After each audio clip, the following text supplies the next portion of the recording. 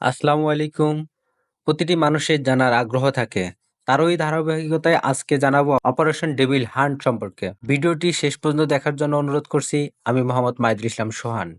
আপনারা যে কোনো বিষয় প্রকাশ করতে হোয়াটসঅ্যাপে যোগাযোগ করুন। দেশের আইন শৃঙ্খলা পরিস্থিতি উন্নতি করতে সারা দেশে একযোগে পরিচালিত হচ্ছে অপারেশন ডেভিল হান্ট।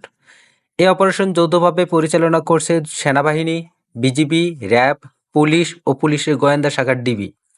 গোয়েন্দা সংস্থাগুলোর তথ্য অনুযায়ী বিভিন্ন প্রযুক্তি ব্যবহার করে অপারেশনে সন্ত্রাসীদের গ্রেপ্তার করা হবে। স্বরাষ্ট্র মন্ত্রণালয় জানিয়েছে, পতিত আওয়ামী লীগের সন্ত্রাসীরা দেশের আইনশৃঙ্খলা পরিস্থিতি যেন নষ্ট না করতে পারে, সেই জন্য এই অপারেশন পরিচালনা করা হচ্ছে। ইংরেজি শব্দ ডেভিল অর্থ শয়তান আর হান্ট অর্থ শিকার। ফলে ডেভিল হান্ট এর অর্থ দ্বারায় শয়তান শিকার করা। সংশ্লিষ্ট বলছেন, স্বরাষ্ট্র মন্ত্রণালয়ে ঘোষিত ডেভিল হান্ট বলতে দেশবিরোধী চক্র, সন্ত্রাসী ও দুষ্কৃতকারীদের বোঝানো হয়েছে।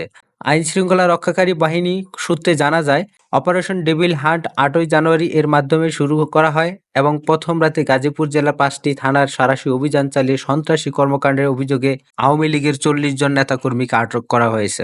অধিকাংশ সাধারণ জনগণ এই অভিযানের প্রতি সমর্থন জানিয়েছে। অনেকেই মনে করেন এটি দেশের নিরাপত্তা নিশ্চিত করতে সহায়তা করবে। তবে কিছু মানবাধিকার সংগঠন উদ্বেগ প্রকাশ করেছেন যে এই ধরনের অভিযানে নিরপরাধ ব্যক্তিরা ক্ষতিগ্রস্ত হতে পারে।